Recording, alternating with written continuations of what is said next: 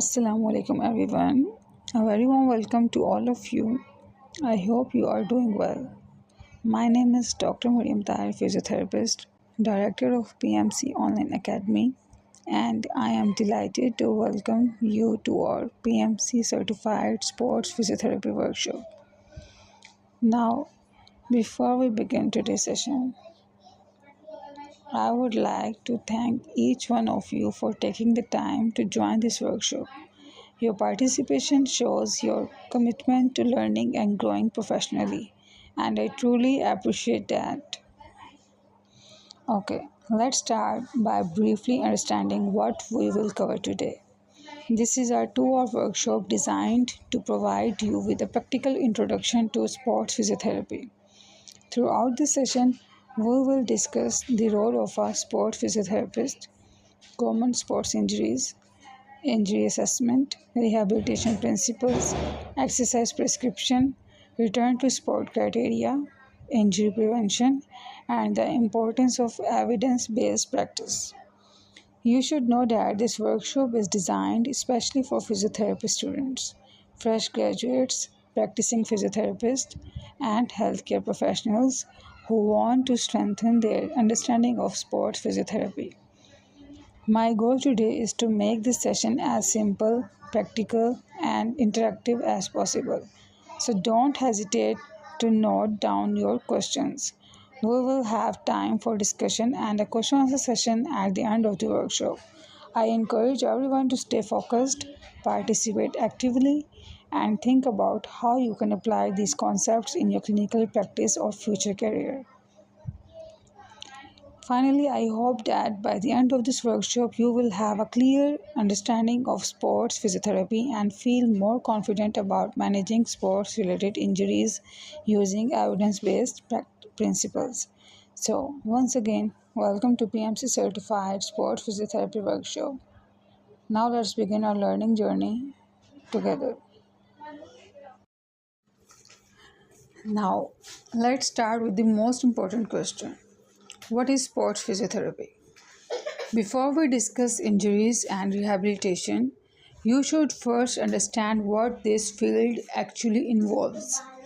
Sports physiotherapy is a specialized branch of physiotherapy that focuses on the prevention, assessment, treatment, rehabilitation, and performance enhancement of physically active individuals and athletes.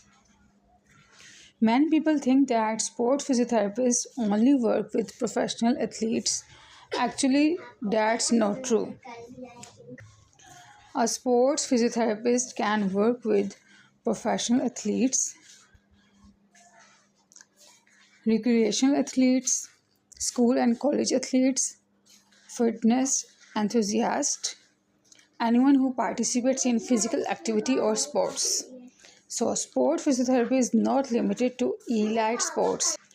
It is for anyone who wants to stay active, recover safely from injuries, and improve physical performance.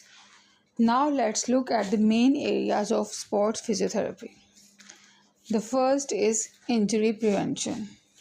As physiotherapists, our goal is not only to treat injuries but also to reduce the risk of injuries before they happen through proper education, exercise, and movement training. The second is sports injury assessment. We evaluate the athlete, identify the injured structure, understand the mechanism of injury, and determine the severity of the condition. The third is rehabilitation. This involves designing a structured treatment plan. So the third rehabilitation that involves designing a structured treatment plan that helps to restore strength, flexibility, balance, and functional movement so the athlete can recover safely. Next is exercise prescription. We prescribe specific exercises based on the athlete's condition, stage of healing, and sport. Every rehabilitation program should be individualized and evidence-based. Another important role is performance enhancement. Sports physiotherapists also help athletes improve movement efficiency, strength, endurance, and overall performance while reducing injury risk. Finally, we guide the athlete through return to sport planning. Returning too early can increase the risk of re-injury. So we make sure the athlete is physically and functionally ready before returning to training or competition. Okay, so the key message is that sport physiotherapy is much more than treating injuries. It is about preventing injuries, promoting safe recovery, improving physical performance, and helping individuals return to the activities they enjoy with confidence. Okay, so now that we understand what sports physiotherapy is, let's move on to the next slide and discuss the important role of sport physiotherapist in athlete care. Okay, now that we understand what sport physiotherapy, let's move on to the next important topic, that what is the role of a sports physiotherapist. Many people believe that a sports physiotherapist only treat injured athletes. However, our role is much broader than that. We are involved in every stage of an athlete's journey, from preventing injuries to helping them safely return to sport. Let's discuss each role one by one. First is Let's discuss each role one by one. First is injury prevention. The first responsibility is injury prevention. As physiotherapists, our aim is to reduce the chances of injuries before they occur. We assess an athlete's strength, flexibility, posture, movement patterns, and training habits to identify risk factors. Okay, based on this assessment, we design injury prevention programs that may include strengthening exercises, stretching, balance training, and proper warm up techniques. Remember, preventing an injury is always better than treating one. Okay, the second role is sports injury assessment. Okay, when an athlete gets injured, we perform a detailed assessment by taking a proper history, understanding the mechanism of injury, observing the affected area, checking the range of motion, muscle strength, and functional abilities. A thorough assessment helps us identify the possible cause of the injury and plan the most appropriate rehabilitation program.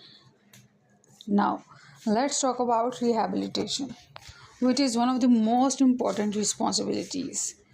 Rehabilitation is a structured process that helps athletes recover safely after an injury.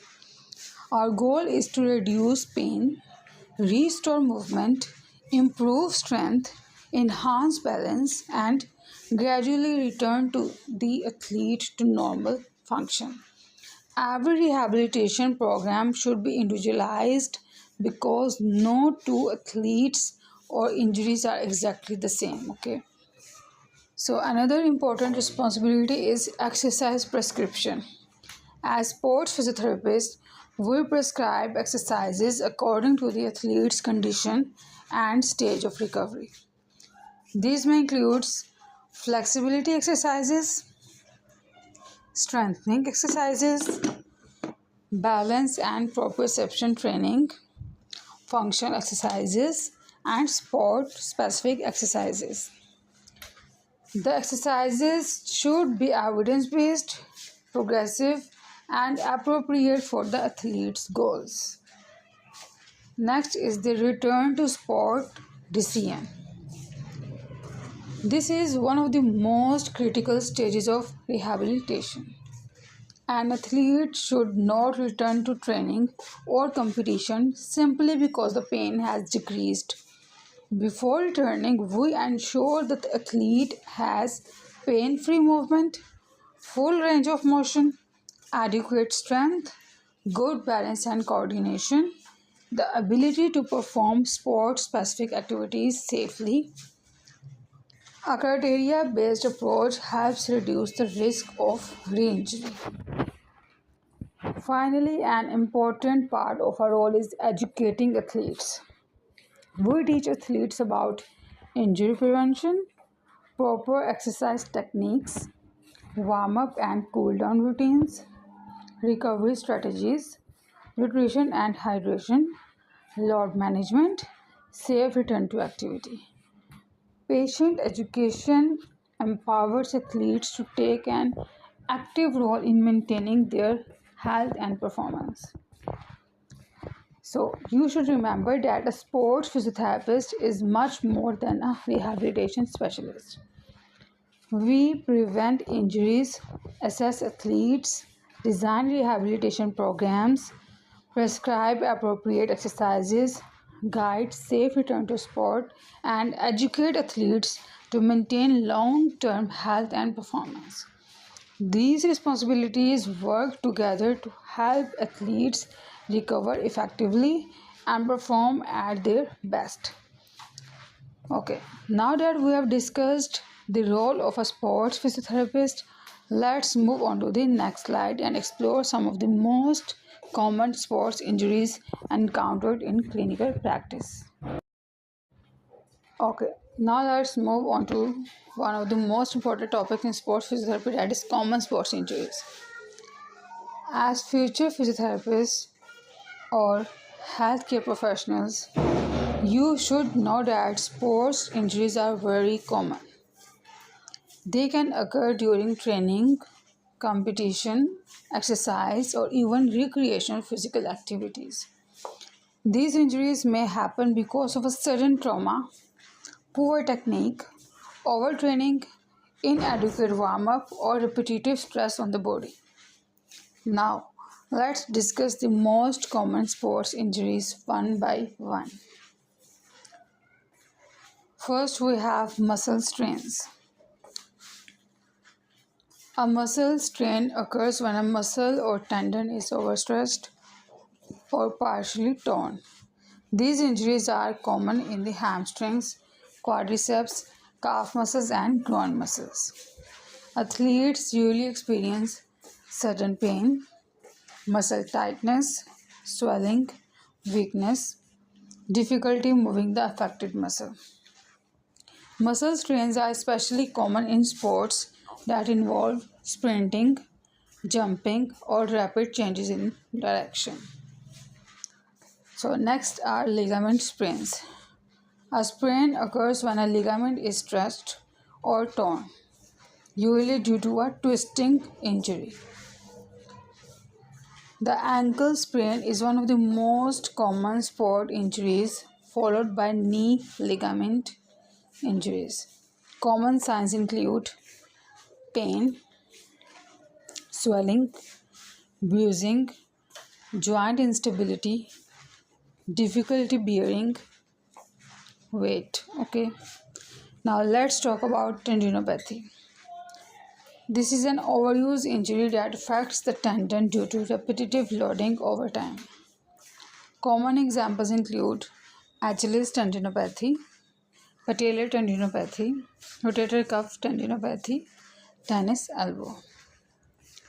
Athletes usually complain of pain during activity stiffness and reduced performance. Another important injury is a fracture. A fracture is a break in the bone and usually occurs due to high impact trauma or excessive force. Common symptoms include severe pain, swelling, deformity, inability to move or bear weight.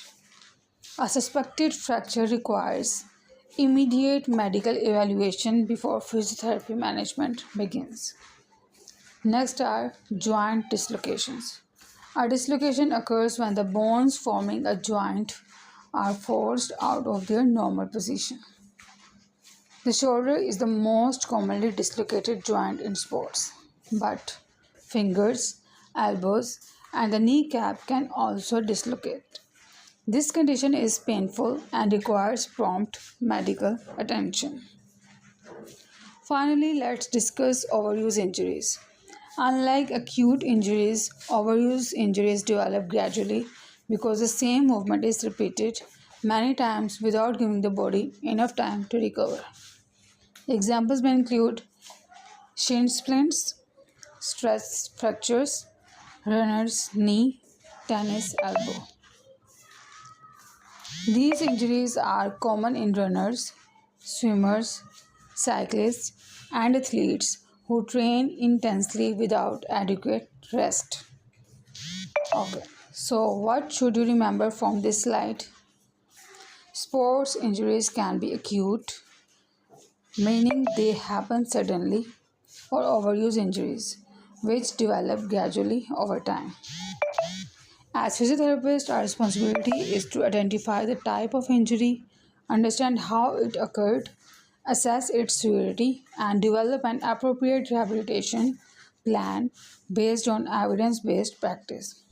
Early assessment and proper management can significantly reduce recovery time and help athletes return safely to their sport. Now that we have discussed the most common sports injuries, let's move on to the next slide where we will explore the major risk factors that increase the likelihood of sports injuries. Okay, now let's move on to our next topic, which is very important in sports physiotherapy, that is risk factors for sports injuries. Before we can prevent an injury, we first need to understand why injuries happen. You should know that sports injuries rarely occur because of a single reason. In most cases, they result from a combination of different risk factors. As physiotherapists, identifying these factors help us develop effective injury prevention strategies. Okay? As physiotherapists, identifying these factors help us develop effective injury prevention strategies. Okay? Generally, risk factors are divided into two main categories: intrinsic risk factors, that is internally, and extrinsic risk factors, that is externally. Okay, let's discuss them one by one. Intrinsic risk factors are those that are related to the athlete's own body. One of the biggest risk factors is a previous injury. If an athlete has suffered an ankle sprain, ACL injury, or muscle strain before, they have a higher chance of getting injured again if rehabilitation is incomplete or they return to sport too early. This is why complete rehabilitation is so important. The second factor is muscle weakness. Weak muscles cannot support the joints properly, leading to poor movement control and increased stress on ligaments and tendons. For example, weak hip muscles may increase the risk of knee injuries. Okay. Another important factor is poor flexibility. When muscles and soft tissues are tight, they cannot move through their full range of motion.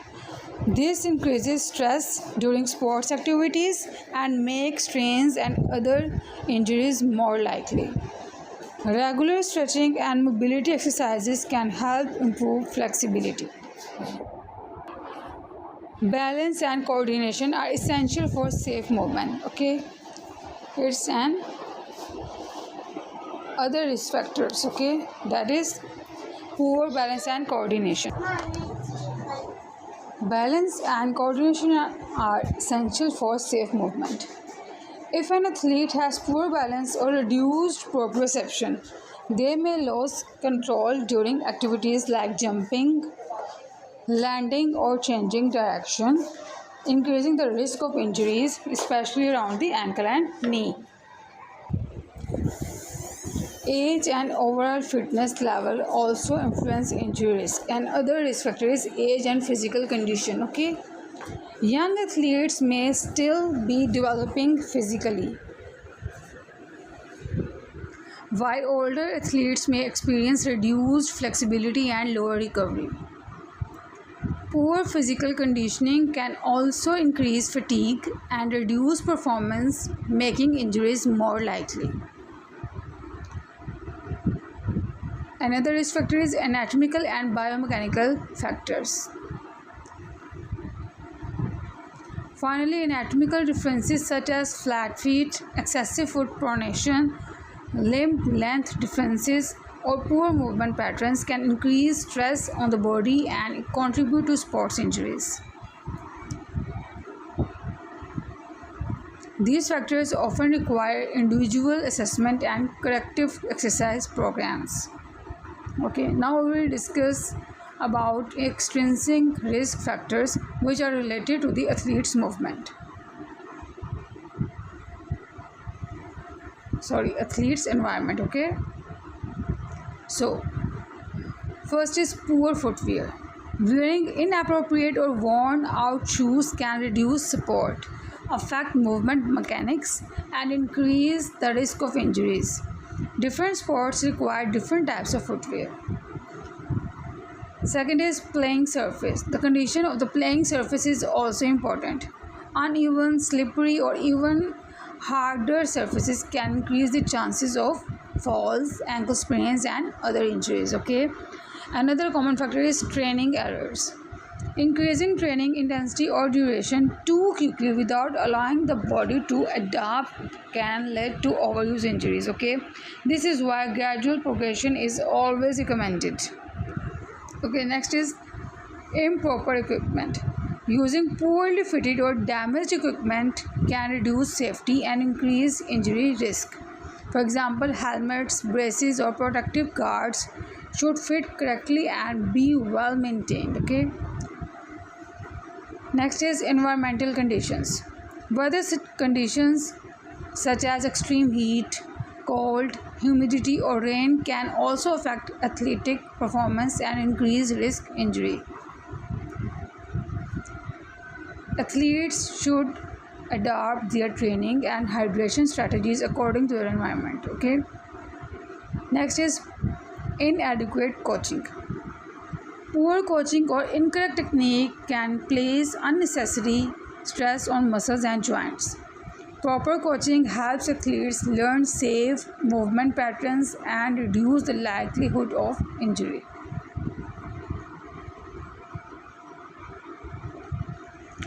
Okay, so what should you remember from this slide? Sports injuries are influenced by both intrinsic and extrinsic risk factors. Okay, some factors such as age cannot be changed. However, many risk factors like muscle weakness, poor flexibility, improper training, and inadequate equipment can be improved through proper assessment, education, conditioning, and evidence-based physiotherapy. As sports physiotherapists, one of our main responsibilities is to identify these risk factors early and help athletes reduce their chances of injury. Now that we have discussed why sports injuries occur, let's move on to the next slide where we will learn how to perform a systematic sports injury assessment. So, now let's move on to the most important topics in sports physiotherapy, that is sports injury assessment. Before we treat an injury, we must first perform a proper assessment. You should know that a good assessment is the foundation of successful rehabilitation. If the assessment is incomplete or inaccurate, the treatment plan may not address the real problem. As physiotherapists, you should never jump directly into treatment. Instead, we follow a systematic assessment process. Generally, sports injury assessment has two main components: subjective assessment and objective assessment. Let's discuss them one by one. Step 1 is subjective assessment.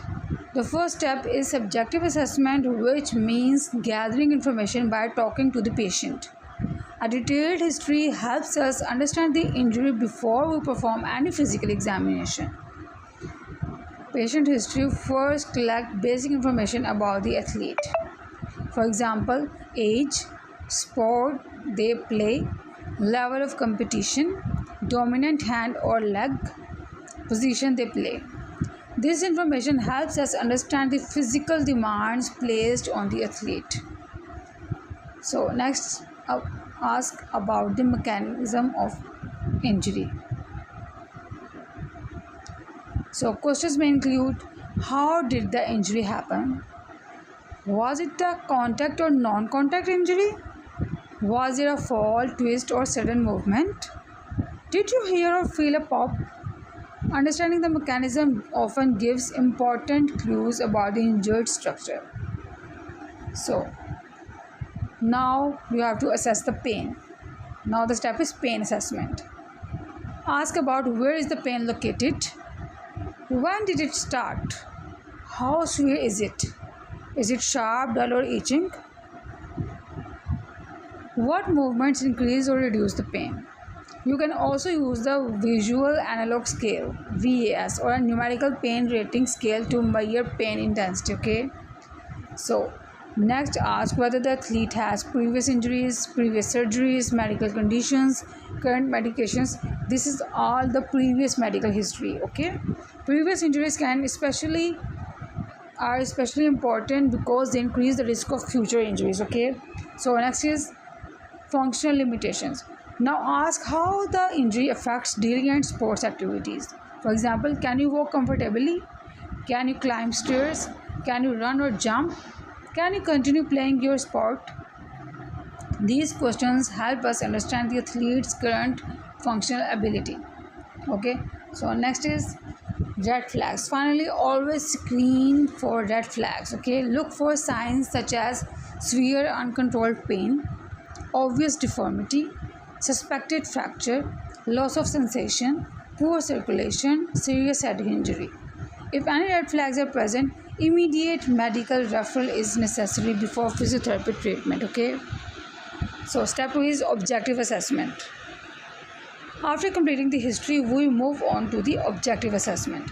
This involves physically examining the athlete. Begin by simply looking at the injured area, like observation. Okay, first is observation. Check for swelling, bruising, redness, deformity, posture, muscles wasting. Okay, observation provides valuable information before touching the patient. Next is palpation. Use your hand to examine the affected area of tenderness, swelling, muscle spasms, temperature changes, bony landmarks. Always palpate gently and compare with the opposite side whenever appropriate. Now assess joint movement, that is range of motion. Evaluate active range of motion and passive range of motion. Okay, observe whether movement is limited, painful, or accompanied by abnormal sensations. Next is assess muscle strength. You can perform manual muscle testing or use functional strength tests depending on the injury. Comparing both sides helps identifying weakness. After that, assess functional movement. Depending on the injury, this may include walking, squatting, single leg balance, hopping, running, jumping. These tests show how well the athlete performs real life activities. Okay. So what are the special tests? Finally, perform special orthopedic tests when indicated. Example include ACL test for knee, meniscus test, shoulder instability test, ankle ligament test. These tests help confirm or rule out specific injuries. Key takeaway. So that you should remember a proper sports injury assessment always begins with a thorough history, followed by a systematic physical examination. Never rely on just one finding. Okay, instead combine the patient's history, physical examination, functional assessment, and clinical reasoning before making treatment decisions. A structured assessment leads to an accurate diagnosis, an effective rehabilitation plan, and a safer return to sport. Okay, so that we have learned how to assess sports injury. Let's move on to the next slide where we will discuss the immediate management of acute sports injuries using the POLICE principle. Okay, now let's move on to the next topic, acute sports injury management. So far we have discussed common sports injuries, their risk factors, and how to assess them. Now the next question is, what should we do immediately after an athlete gets injured? You should know that the first few hours after an injury are very important. Proper early management can reduce pain, limit tissue damage, control swelling, and speed up recovery. One of the most widely accepted approaches in sports physiotherapy is the police principle. Let's understand each component one by one. Is the first step, that is protection. The injured area should be protected from further damage. For example, if an athlete has an ankle sprain, they may need crutches, an ankle brace, or tapping to reduce stress on the injured ligament. Remember, protection does not mean complete bed rest. It simply means avoiding movements that may worsen the injury. Okay. Next, let's talk about OL, that is optimal loading. In the past, complete rest was commonly advised after an injury. Okay, in the past, complete rest was commonly advised after an injury. However, current evidence suggests that controlled and pain-free movement helps promote tissue healing. As physiotherapists, we gradually introduce movement and exercises according to the athlete's tolerance and stage of healing. The key point is move but don't overload the injured tissue. Okay. Next is eye, that is ice therapy. Ice is mainly used to help reduce pain and may help control swelling during the early stage after an acute injury. A common recommendation is to apply an ice pack for 15 to 20 minutes every 2 to 3 hours during the first 24 to 48 hours while protecting the skin with a towel or cloth. Always avoid placing ice directly on the skin to prevent ice burns. The next step is C, that stands for compression. Compression is usually applied using an elastic bandage or compression wrap. It helps limit swelling and provides gentle support to the injured area. However, make sure the bandage is firm but not too tight, as excessive compression can reduce blood circulation. Always check the color, temperature, and sensation of the affected limb after applying compression. The final step is E, that stands for elevation. The injured limb should be elevated above the level of the heart whenever possible. This helps reduce swelling by promoting venous and lymphatic drainage. For example, after an ankle injury, the athlete can lay down and place the leg on pillows to keep it elevated. Okay. After providing immediate care, our job is not finished. Okay, you have to monitor the athlete. We should continue to monitor the athlete carefully. Watch for signs such as increasing pain, rapid swelling, numbness or tingling, loss of movement, poor circulation, difficulty bearing weight. If these symptoms become worse, further medical evaluation is necessary. When should we refer immediately? Next is, let's discuss about the situations where immediate medical referral is required. Okay, an athlete should be referred urgently if there is a suspected fracture, a joint dislocation, a head injury or suspected concussion. Okay, a head injury or suspected concussion, severe bleeding, loss of sensation or poor circulation, inability to bear weight or severe joint instability. As physiotherapists, we should always recognize our professional limits and refer the athlete whenever necessary. Okay, so what should you remember from this slide? The police principle provides a structured approach to the early management of acute sports. P stands for protection, O stands for optimal loading, I stands for ice therapy, C stands for compression, and E stands for elevation. Early and appropriate management can reduce pain, control swelling, support tissue healing, and prepare the athlete for rehabilitation. Remember, immediate management is only the first stage. After the acute phase, a structured rehabilitation program is essential for full recovery.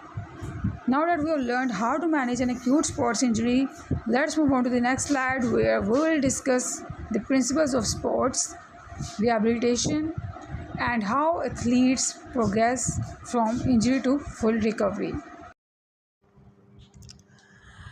Okay, now let's move on to the next topic, that is rehabilitation principles. After the acute stage of an injury has been managed, the next step is rehabilitation. You should know that rehabilitation is much more than simply reducing pain. The ultimate goal is to help the athlete regain normal function, improve performance, and safely return to sport without increasing the risk of re-injury. A successful rehabilitation program should always be individualized, progressive, and evidence-based. Now let's discuss the main goals and principles of sports rehabilitation. The first goal is to reduce pain. Pain can limit movement and affect an athlete's confidence.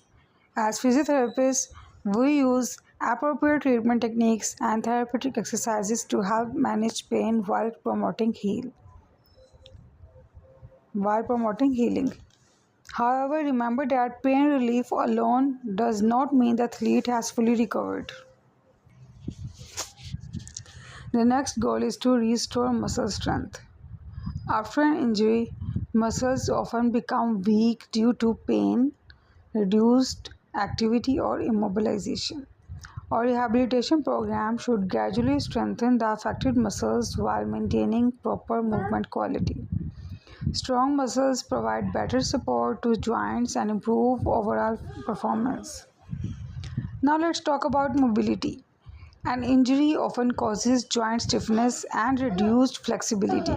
Is mobility okay?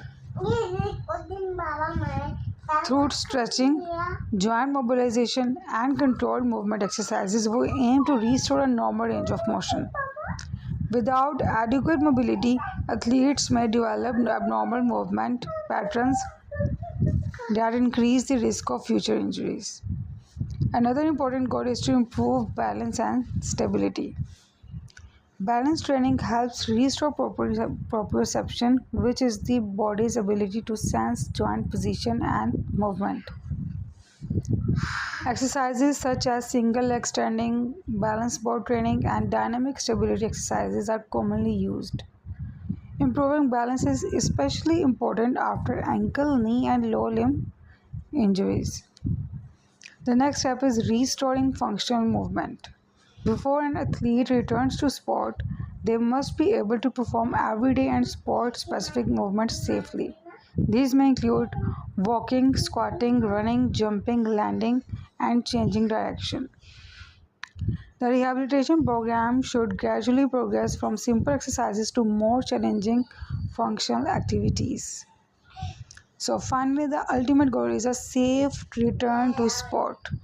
The athlete should not return simply because they feel better. Instead, they should demonstrate pain-free movement, full range of motion, adequate muscle strength, good balance and coordination, ability to perform sport-specific skills confidently. A criteria-based approach helps reduce the risk of re-injury. Okay, now let's discuss some important principles that guide every rehabilitation program. Key rehabilitation principles. Okay, first is progressive loading. Exercises should become gradually more challenging as healing processes. Okay, as healing progresses. Increasing the intensity too quickly may delay recovery or cause another injury. Individualized treatment. Every athlete is different. The rehabilitation program should be based on the type of injury, the athlete's age, fitness level, sport, and recovery goals. There is no single rehabilitation program that works for everyone. Next is evidence-based practice. As physiotherapists, we should always use treatments supported by current scientific evidence rather than relying only on personal experience. Evidence-based practice leads to safer and more effective patient care. Next is functional progression. Rehabilitation should progress step by step. For example, begin with pain control and gentle movement. Progress to strengthening exercises, then introduce balance and coordination training. Finally, move to sport-specific exercises. Each stage prepares the athlete for the next level. Next, we will discuss about patient education. Never underestimate the importance of education. Teach athletes about home exercise programs, injury prevention, recovery strategies, proper warm up and cool down, safe training habits. An informed athlete is more likely to recover successfully and avoid future injuries. Continuous reassessment is the next. Finally, rehabilitation is an ongoing process. We should regularly reassess pain, range of motion, strength, functional ability, progress toward goals. Based on these findings, we can modify the rehabilitation program whenever necessary. Okay, so what should you remember from this slide? Successful sports rehabilitation is structured, progressive, individualized, and evidence based. Okay, our aim is not just to heal the injury but to restore strength, mobility, confidence, and function so that the athlete can safely return to sport and perform at their best. Remember, rehabilitation is a journey, and every stage plays an important role in achieving a full recovery. Okay, now that we have discussed the principles of rehabilitation, let's move on to the next slide where we will learn about exercise prescription and how to design safe and effective rehabilitation exercises for athletes. Okay, now let's move on to another very important topic, exercise prescription in sports physiotherapy. Okay, as physiotherapists, one of our most important responsibilities is prescribing the right exercise at the right time for the right patient. You should know that exercise is considered one of the most effective treatment tools in physiotherapy. However, simply giving exercises is not enough. Every exercise program should be based on the athlete's condition, stage of healing, functional goals, and the specific sport they play. Now, let's discuss the different types of exercises commonly used in sports rehabilitation. First is range of motion exercises. Okay, let's start with range of motion exercises, also called ROM exercises. These exercises help maintain or improve joint mobility after an injury. When an athlete is injured, pain and swelling often cause stiffness. Range of motion exercises help prevent this stiffness and keep the joints moving normally. There are two main types: active range of motion and passive range of motion, where the athlete moves. So, where the athlete moves the joint independently, that is active range of motion, and where the therapist assists the movement, that is passive range of motion. Okay, the type of exercise depends on the stage of healing. Next are strengthening exercises. After an injury, muscles become weak because of pain, reduced activity, or immobilization. Our goal is to gradually rebuild muscle strength and improve joint stability. Usually, rehabilitation progresses from isometric exercises, isotonic exercises, function strengthening, sport specific strengthening. Okay, and remember, strength should be restored gradually to avoid re injury. Now, let's discuss flexibility exercises. These exercises improve muscle length and joint mobility. Poor flexibility can increase stress on muscles and joints, making injuries more likely. Examples include static stretching, dynamic stretching, mobility exercises. So, flexibility should always be improved without causing excessive pain. So, the next type of exercise is balance and proprioception training. The next type of exercise is balance and proprioception training, and proprioception is the body's ability to sense the position of its joints and movements. After injuries, especially ankle and knee injuries, this ability is often reduced. To improve it, we use exercises such as single leg standing, balance board exercises, stability training, dynamic balance activities. These exercises improve coordination and significantly reduce the risk of future injuries. Now let's move on to the functional training. This stage prepares the athlete for real life and sport specific activities. The exercises should closely resemble the movements required during sports. For example, walking, squatting, lunges, running, jumping, cutting, landing, agility drills. Functional training bridges the gap between rehabilitation and returning to sport. Finally, let's discuss cardiovascular conditioning. During rehabilitation, athletes may lose their overall fitness because they cannot train normally. Activities such as cycling, swimming, walking, elliptical training help maintain cardiovascular endurance while protecting the injured area. Maintaining fitness allows athletes to return to sport more efficiently. Okay, now that we have discussed the types of exercises, let's look at an important guideline called the FITT, FIT principle. The FIT principle helps us design a safe and effective exercise programs. F stands for frequency. This refers to how often the athlete should perform the exercises. For example, some exercises may be done daily, while others are performed 3 to 4 times per week. So I stands for intensity. Intensity refers to how hard the athlete should work. Exercises should challenge the athlete without causing excessive pain or delaying healing. T stands for time. Time refers to the duration of exercise session, each exercise session. This depends on the rehabilitation stage and the athlete's tolerance. Now, the second T stands for type. Type refers to the specific exercise selected. The exercise should match the athlete's injury, rehabilitation goals, and sport. So, progression finally, every rehabilitation program should include progression. As the athlete improves, we gradually increase difficulty, resistance, repetitions, and functional demands. Progression should always be based on the athlete's recovery rather than following a fixed timeline. Okay, so what should you remember from this slide? Exercise prescription is a scientific and individualized process. A good rehabilitation program should include mobility exercises, strengthening exercises, flexibility training, balance and proprioception exercises, functional training, and cardiovascular conditioning. Always remember the FIT principle: frequency, intensity, time, and type, and ensure that exercises are progressed safely according to the athlete's recovery. The right exercise prescribed at the right stage of healing can significantly improve recovery and help athletes return to sports safely and confidently.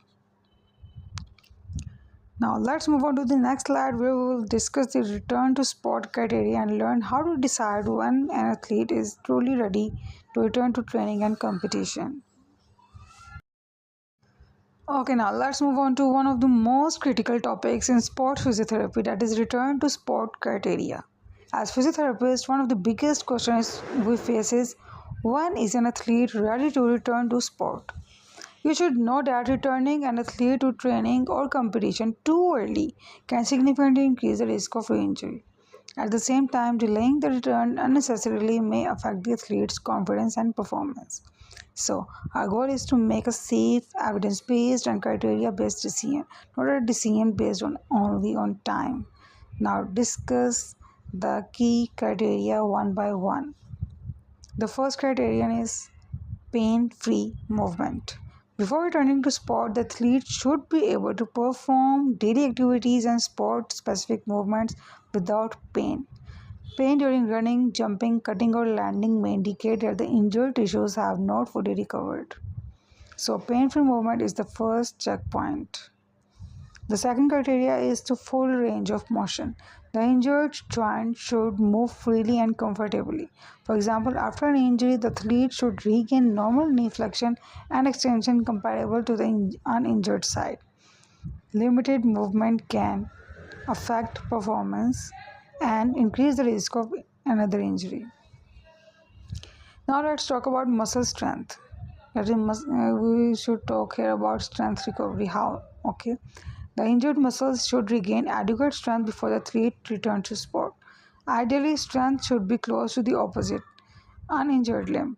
Often around 90 to 95%, depending on the injury and the sport. Weak muscles cannot provide enough support to the joints and may increase the risk of re-injury. The next criteria is balance and stability. As you know, many sports require quick movements, sudden direction changes, and single leg activities. Therefore, the athlete should demonstrate good balance, proper coordination, normal proprioception, stable movement during functional tasks. Exercises like single leg balance tests and dynamic stability assessments help us evaluate these abilities. Now let's discuss functional performance. This is one of the most important parts of return to sport testing. The athlete should successfully perform movements that are required in their specific sport. For example, running, sprinting, jumping, landing, cutting, pivoting, and agility drills. If these activities can be performed confidently and without pain, it indicates that rehabilitation is progressing well. Finally, we should never ignore the athlete's psychological readiness. Sometimes, even after physical recovery, an athlete may still fear re injury. As physiotherapists, we should communicate with the athlete, understand their concerns, and help rebuild their confidence. Mental readiness is just as important as physical readiness for a successful return to sport. Okay, now let's briefly look at the overall decision making process. Before an athlete returns to competition, we should complete a comprehensive clinical assessment, functional performance testing, sport specific training, final evaluation by the physiotherapist. In many cases, good communication between the physiotherapist, athlete, coach, and the healthcare team is also essential. This team approach helps ensure that the athlete returns safely and performs at their best. Okay, so what should you remember from this slide? You should know that returning an athlete to sport should never be based only on the number of days or weeks since the injury. Instead, it should be based on clear clinical criteria including pain-free movement, full range of motion, adequate muscle strength, good balance and stability, successful functional performance, psychological readiness. Okay, as sports physiotherapists, our responsibility is to protect the athlete's long-term health while helping them return to sports safely and confidently. Remember this important message. Return to sport is not simply about healing the injury, it's about ensuring the athlete is physically, functionally, and mentally ready to perform safely. Okay, now let's move on to the next slide where we will learn or discuss about the injury prevention strategies and learn how we can reduce the risk of sports injuries before they happen. Okay, now let's move on to our next topic, injury prevention strategies. As we have discussed throughout this workshop, one of the most important responsibilities of our sports physiotherapist is not just treating injuries but preventing them. You should know that many sports injuries can actually be prevented if athletes follow proper training principles and take care of their bodies. Prevention not only reduces injury risk but also improves performance and helps athletes stay active throughout their careers. Now let's discuss some of the most effective injury prevention strategies. Let's start with the first strategy, that is proper warm-up. A warm-up prepares the body for physical activity by gradually increasing heart rate, blood circulation and muscle temperature. It also improves joint mobility and prepares the nervous system for movement. A good warm-up may include light jogging, dynamic stretching, mobility exercises, sport-specific drills. Remember, athletes should never start intense exercise without warming up properly. The next strategy is flexibility and mobility. Good flexibility allows muscles and joints to move through their normal range of motion. Mobility exercises improve movement quality and reduce unnecessary stress on the body. Regular stretching and mobility training can help reduce muscle tightness and improve overall movement efficiency. Now let's talk about strength training. Strong muscles provide better support to joints and improve stability during sports activities. Strength training also helps athletes generate more power and maintain better control during movements like running, jumping, and changing direction. A balanced strengthening program should target all major muscle groups and be appropriate for the athlete's sport. Another important strategy is balance and proprioception training. As we learned earlier, Proprioception is the body's ability to sense joint position and movement. Balance exercises improve coordination, body control, and joint stability. Examples include single leg standing, balance board exercises, stability drills, dynamic balance activities. These exercises are particularly useful in preventing ankle and knee injuries. Now let's discuss correct technique. Poor movement patterns or incorrect sports techniques place unnecessary stress on muscles, tendons, and joints. Athletes should always learn proper techniques from qualified coaches and healthcare professionals. Correct technique not only reduces injury risk but also improves sports performance. Recovery and reset is the final strategy. Recovery is just as important as training. Without enough recovery time, the body cannot repair damaged tissues, which increases the risk of overuse injuries.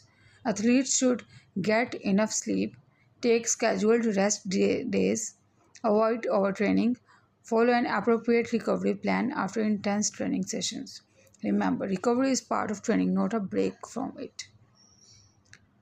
Okay, now let's quickly look at a few additional tips that can make a big difference. Athletes should always wear appropriate footwear designed for their specific sport.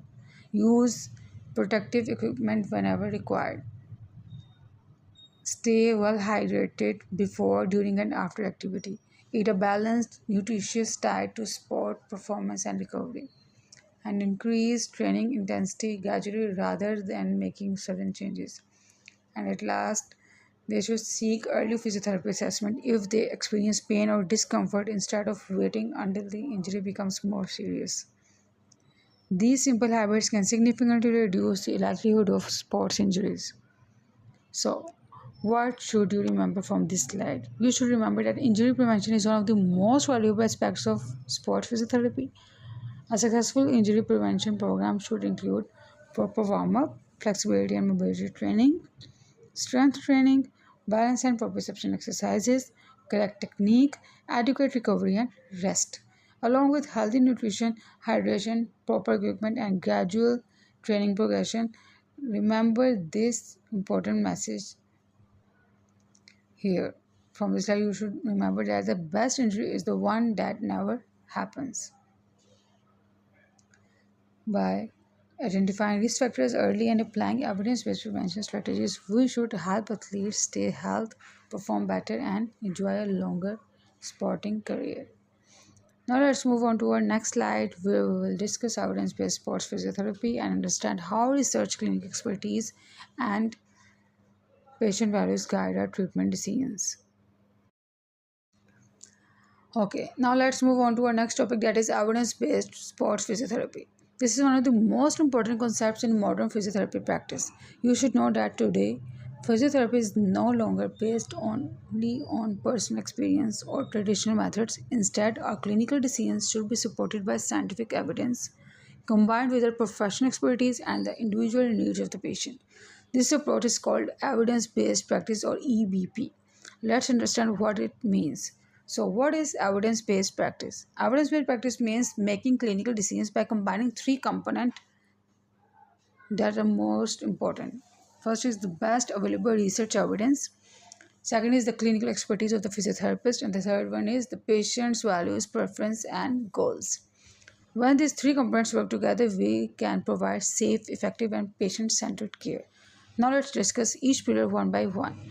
Best research evidence. The first pillar is best research evidence. This means using the latest scientific research to guide our treatment decisions.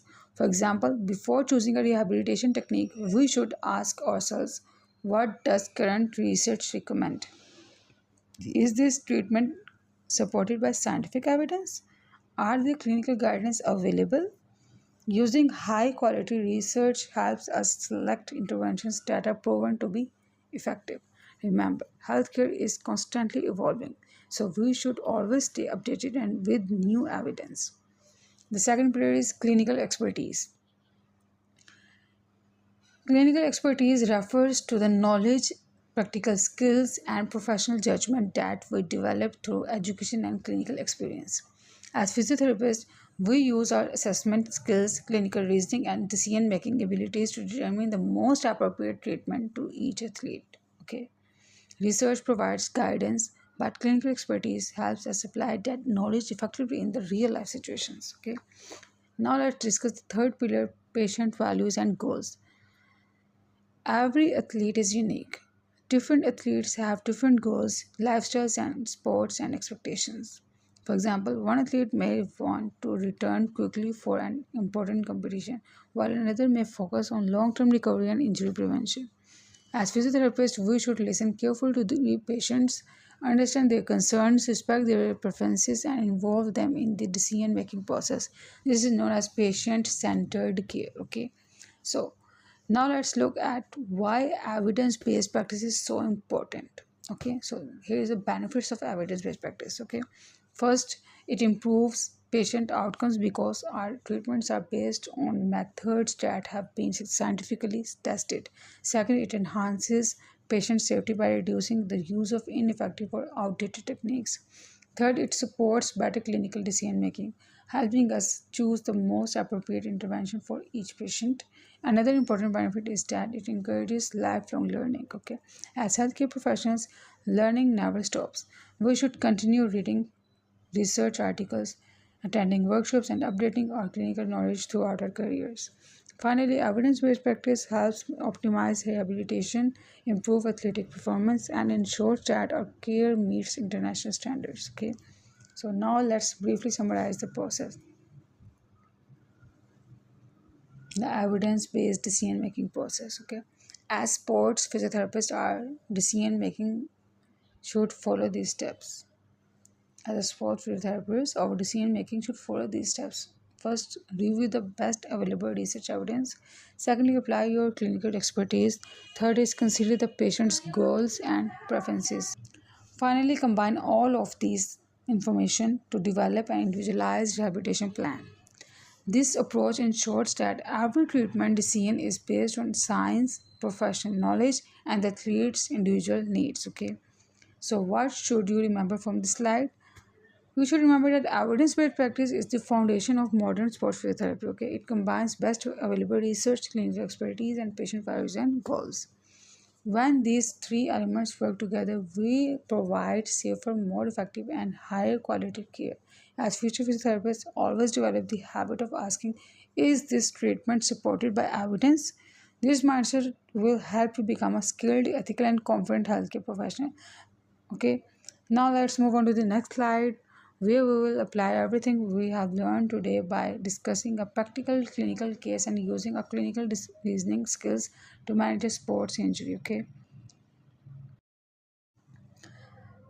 Okay, now let's move on to our final learning topic before we conclude today's workshop, that is clinical case discussion. So far, we have discussed the theory behind sport physiotherapy. Now, let's see how we apply that knowledge in a real clinical situation. We should know that in clinical practice, every patient is different. That's why we don't treat only the injury, we assess the entire patient and use our clinical reasoning to make the best decisions. Okay, so let's go through this case together. Okay, case scenario is, imagine that a 22-year-old football player comes to your clinic. He tells you that during a football match, he jumped to head the ball. He jumped to head the ball. When he landed, his right foot twisted inward and he immediately felt pain around his ankle. Now he is complaining of pain, swelling, difficulty walking, difficulty putting weight on the injured foot. Okay, if you were the physiotherapist, what should you do first? Would you start treatment immediately? No. The first step is always a proper assessment. First step, we begin with the subjective assessment. Okay, history taking process is the first step. We will begin with the subjective assessment. We ask questions such as, how did the injury happen? Did you hear any popping sound? Where exactly is the pain? Can you bear weight? Have you had this injury before? Did the swelling appear immediately or later? These questions help us understand the mechanism and severity of the injury. Remember, good questions often lead to a good diagnosis. So the step 2 is physical examination. After taking the history, we move to the objective assessment. We observe the ankle for swelling, bruising, or deformity. Next, we gently palpate the injured area to identify tenderness. Then we assess range of motion, muscle strength, ability to bear weight. If appropriate, we may also perform special ankle ligament tests. However, if we suspect a fracture, we should avoid unnecessary testing and refer the patient for medical imaging. Okay, step 3 is clinical diagnosis. Now, based on the mechanism of injury and assessment findings, we start thinking clinically. In this case, the athlete twisted the ankle inward while landing. The most likely diagnosis is lateral ankle sprain, which commonly affects the lateral ankle ligaments.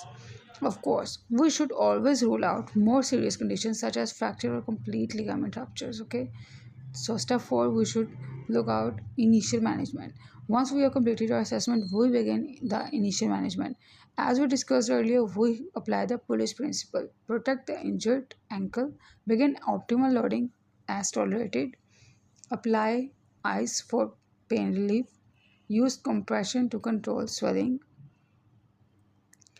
alleviate the limb whenever possible. Okay, if the injury appears severe, we refer the athlete for further medical evaluation. Okay, step 5 is rehabilitation plan. Now let's think about rehabilitation. The rehabilitation program should be progressive and individualized. Initially, we focus on pain reduction. Okay, pain reduction. Secondly, swelling control. Thirdly, restoring range of motion.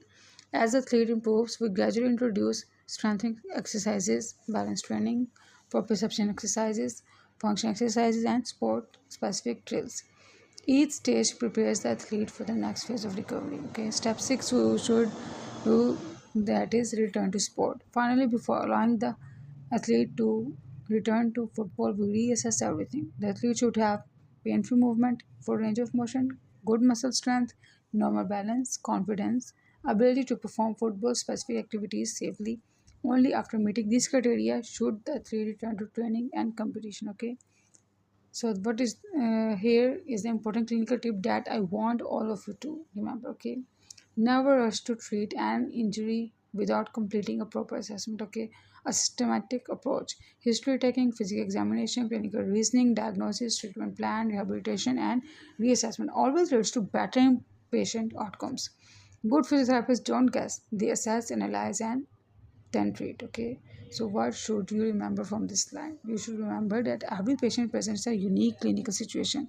As sports physiotherapists, our responsibility is to perform a thorough assessment, think critically using clinical reasoning, develop an individualized rehabilitation plan, reassess progress regularly, ensure the athlete returns to sport safely. Okay, always remember that successful rehabilitation begins with an accurate assessment and evidence-based clinical decision making. Okay, now we have reached the final part of today's workshop. In the next slide, we will briefly summarize the key concepts we have learned and highlight the most important take-home message from today's session. Okay, everyone. Now let's move towards the conclusion of today's workshop. Before we finish, let's quick summarize the most important points that we have discussed throughout the session. You should know that sports physiotherapy is not only about treating injuries; it is a complete approach that focuses on injury prevention, proper assessment, rehabilitation, performance improvement, and safe return to sport. Let's quickly review the major concepts. First, we discussed different types of sports injuries. We learned that injuries can be acute injuries and overuse injuries, which occur suddenly due to trauma such as sprains, strains, fracture, and dislocation, that is acute injuries, and which develop gradually due to repetitive stress such as tendinopathy, and stress injuries that are overuse injuries. Okay, understanding the mechanism and type of injury is the first step toward effective management. Now, the next important point is assessment. As physiotherapists, we should always remember a good treatment plan starts with a good assessment. We discuss the importance of taking a detailed history, understanding the mechanism of injury, performing physical examination, assessing movement, strength, and function. A systematic assessment helps us make accurate clinical decisions. We also discuss the immediate management of sport injuries using the police principle, that is protection, optimal loading, ice compression, and elevation. Early and appropriate management helps control symptoms and prepares the athlete for the rehabilitation process. Okay, Now let's remember the rehabilitation phase. A successful rehabilitation program should be individualized, progressive, evidence-based. Okay, the main goals are to reduce pain, restore mobility, improve strength, enhance balance and coordination, restore functional performance. Okay, and you should remember that rehabilitation is not complete until the athlete can safely return to their required level of activity. Okay, another important concept was exercise prescription. You should know that exercises should never be selected randomly. The exercise program should depend on the type of injury, the healing stage, the athlete's goals, and the functional requirements of the sport. Using the FIT principle helps us design safe and effective exercise programs. We also learned that return to sport should not depend only on time. An athlete should return when they achieve pain-free movement, adequate strength, good balance and stability, functional ability, psychological readiness. Our priority should always be safe return, not quick return. Okay. Finally, we discussed about prevention. A good sport physiotherapist does not only treat injuries but also works to prevent them. Important prevention strategies include proper warm up, strength training, mobility exercises, correct technique, recovery strategies, education of athletes. Okay, so the main message I want you to remember from today's workshop is this: a successful physiotherapist combines basically a successful sports physiotherapist combines knowledge, clinical reasoning, evidence-based practice, communication skills, and continuous learning. Your role is not only to help athletes recover from injuries, but also to help them perform better and stay healthy throughout their sporting journey. Keep improving your skills, stay updated with research, and always improve and provide ethical and patient centered care. Now, in the final step, we will discuss the post workshop assessment and certification process. Okay, everyone, we have now reached the final slide of today's workshop. First of all, thank you for your active participation and attention throughout the session. I hope you found this workshop informative, practical, and beneficial for your academic and professional growth. Now, before we end, let me briefly explain the assessment and certification process. As this is a PMC certified sport physiotherapy workshop, participants are requested to complete a post workshop online assessment. Assessment details. The assessment will consist of 10 multiple choice questions based on the topics we covered during today's workshop. The assessment will be conducted through Google Forms and you should complete it independently without using external source. Okay. To qualify for the certificate, you must achieve a minimum score of 80%. Participants who score 80% or above and meet the workshop requirements will be eligible to receive the official PMC certificate of completion. After the assessment has been reviewed and verified, eligible participants will receive their certificates according to the instructions provided by the PMC team. Okay. So, before we finish, I would like to leave you with a few important messages. As future physiotherapists and healthcare professionals, always remember to keep learning and updating your knowledge, practice evidence based physiotherapy, perform a proper assessment before starting treatment, treat every patient with professionalism, ethics, and compassion, focus on both injury prevention and safe rehabilitation. The field of sport physiotherapy is constantly evolving, so continuous learning will help you become a more confident and competent clinician. Okay. So if you have any questions about today's workshop or any of these topics we discussed, feel free to ask. I'll happy to answer them and clarify any concepts. Comment section is open for you, all of you guys. You can comment your section there. Comment your questions there in the comment section. Okay, we'll answer you ASAP. Once again, thank you for joining the PMC Certified Sport Physiotherapy Workshop organized by PMC Online Academy.